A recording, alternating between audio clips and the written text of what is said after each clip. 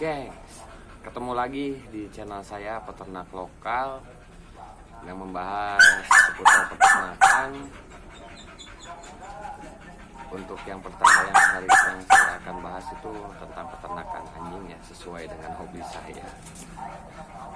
Nah, untuk mereview peternakan seperti sapi itu terlalu jauh, mungkin ada sih, saya juga punya ada untuk ternak sapi, cuman ya mungkin untuk saat ini saya akan bahas dulu tentang peternakan anjing ya. Yang terutama yang paling saya utamakan itu kan saya lebih senang dengan memelihara anjing ras yang jenisnya seperti ini, Bull Terrier ya, dari belakang ini. Nah, awal mulanya saya kan tahun 2012 itu dulu sangat aneh. 2010 sampai 2011 sangat aneh sekali. Ada anjing yang berbentuk kepalanya seperti pisang gitu kan, panjang, telinga berdiri, bentuknya seperti pisang gitu bentuk kepalanya. Nah, itu saya ada tertarikan tersendiri, cuman belum terrealisasi ya waktu tahun-tahun tersebut, karena ya mungkin dari segi masalah ekonomi juga saya ketidakmampuan saya dulu ya kan, karena dulu memang untuk harga anjing Bull Terrier itu wah sangat fantastik ya, dikarenakan yang pertama itu perlu jenis itu baru masuk di Indonesia. Itu memang udah lama, cuman hanya segelintir orang yang memilikinya, dan itu pun orang-orang yang punya budget yang gede gitu, bukan orang-orang sembarangan seperti saya gitu kan. Nah, suatu waktu saya kan bertanya, saya mempunyai satu induk betina domestik. Saya pada saat itu saya bertanya pada seseorang yang menurut saya senior, yang dia udah bermain dan berternak di tahun 1985 kalau nggak salah ya. Dan disitu awal mulanya ada anjing ras Bull Terrier yang katanya senior saya mengatakan bahwa pada tahun itu yang mempunyai anjing Bull Terrier itu ada di lokasinya di daerah Bandung yang pertama itu, dan penutur pun yang punyanya adalah seorang keluarga negaraan Cina, mungkin ya Cina atau nggak tahu lah, mungkin Cina yang sudah menetap lama di Indonesia. Nah, pada saat itu saya inisiatif untuk mengawinkan induk domestik saya ke anjing ras tersebut, karena saya berpikir kalau domestik dikawinkan dengan genetik lain ya mungkin agak lebih menarik gitu bentukannya ya, mungkin keluarnya hasilnya juga akan lebih menarik gitu. Dan pada saat itu saya tuh bertanya kepada senior saya itu, berapa jasa kawinnya gitu kan. Ternyata lumayan. Kalau pada saat itu ya mungkin kalau dibandingkan dengan nominal sekarang ya 10 kali lipat lah. Kalau sekarang 1,5 atau 2,5 ya paling minimal itu kan 2,5 sampai 8 ribuan lah, 8 jutaan lah kisarannya. Ya mungkin dulu itu hampir ya 10 kali lipat atau 2 kali lipat dari itu, karena yang memang benar-benar rasnya memang benar-benar murah dan didatangkan dari luar negeri langsung gitu. Dan itu pun cuma beberapa orang aja, bisa dihitung dengan jari 1 atau 2 atau 3 orang lah, dan orang-orang tertentu yang memilikinya. Nah, saya berpikir lagi, gimana caranya agar saya bisa menemukan dan bisa menghasilkan genetik baru, jenis ras anjing baru gitu pada saat itu. Karena memang untuk di wilayah saya ya termasuk kampung lah gitu, jauh lah dari perkotaan, hanya di pedesaan. Dan pada saat itu saya membayangkan bagaimana kalau saya memiliki genetik baru dari hasil silang domestik ke ras yang asli gitu. Mungkin bentukannya seperti ini, dan mungkin itu akan membuat saya lebih semangat lagi. Karena dulu memang pada dasarnya dulu gitu kan, dulu memang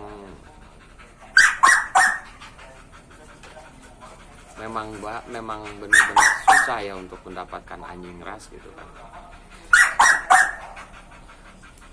Hanya untuk sekedar mengawinkan atau mencari jasa pacak gitu, itu cukup lumayan menguras kantong juga dan menguras tenaga.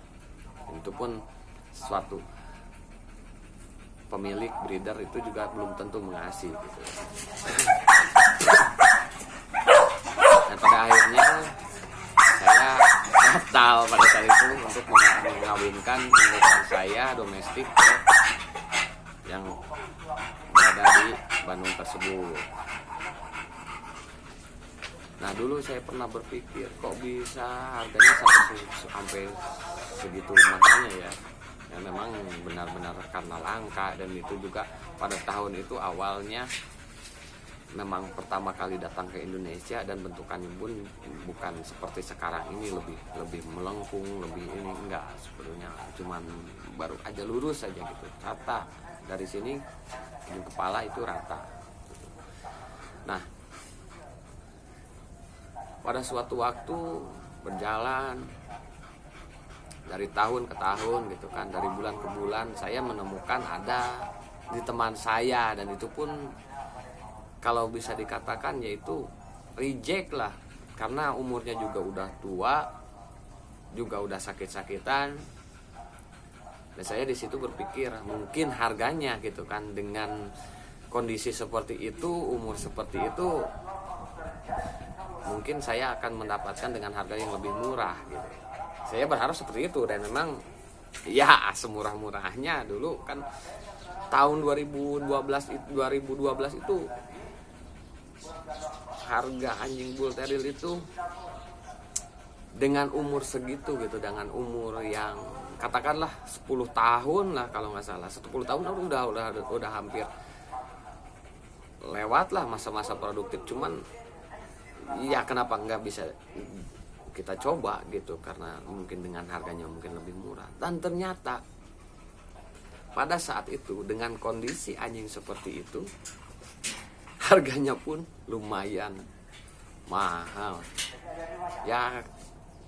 Pada tahun itu saya beli dengan kondisi anjing terkena penyakit skebis, basah, dan juga mata udah mulai tidak jelas penglihatannya.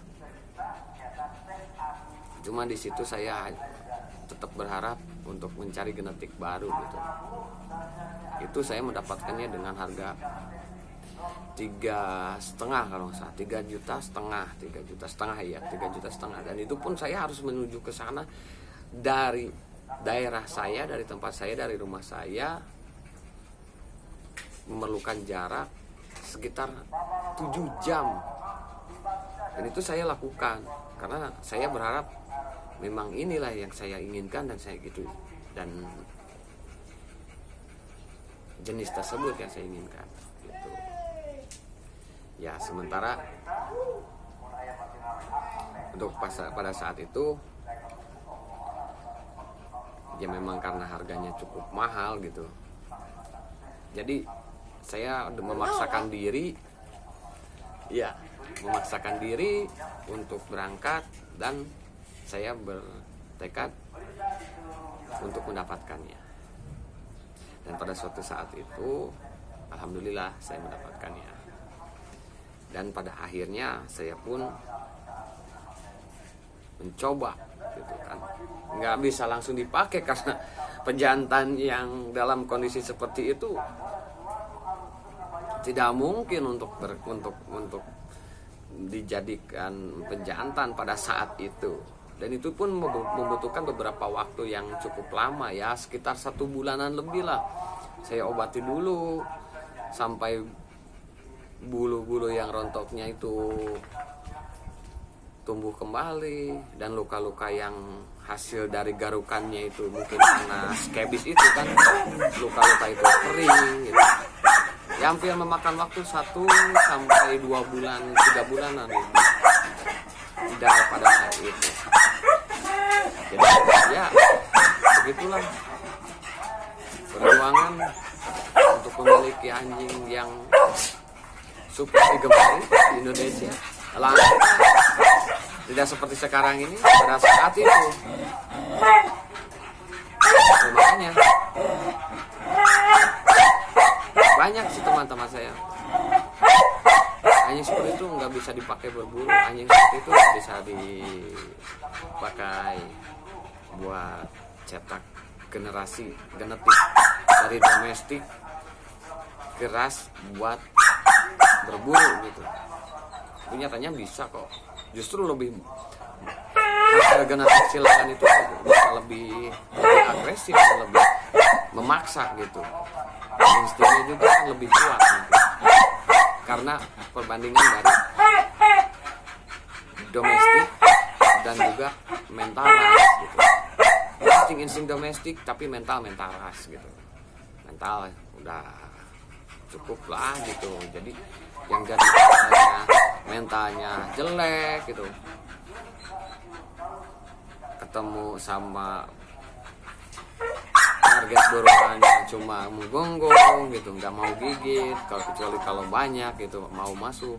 Ini enggak, jadi 1 gitu, bisa 1 lawan 1 atau 1 lawan 3 juga dia bisa